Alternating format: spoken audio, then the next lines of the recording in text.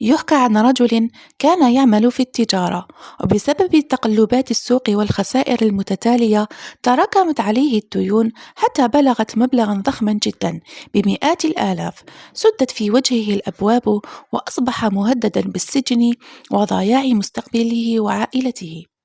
يقول الرجل: كنت أجلس في منزلي مهموما، لا أعرف كيف سأقضي ديني، فسمعت شيخا يتحدث في التلفاز عن فضل الاستغفار وكيف أنه سبب في الرزق، لقوله تعالى: بسم الله الرحمن الرحيم، فقلت أستغفروا ربكم إنه كان غفارا، يرسل السماء عليكم مدرارا ويمددكم بأموال وبنين. صدق الله العظيم.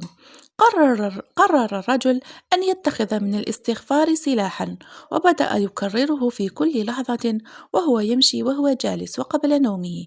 لم يكن يستغفر بلسانه فقط، بل بقلب نادم ومنكسر.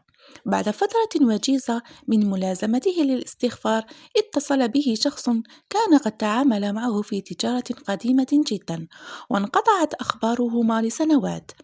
قال: يا فلان، تذكرت أن لك عندي نصيبا من صفقة قديمة نمت وتطورت، وأريد أن أعطيك حقك.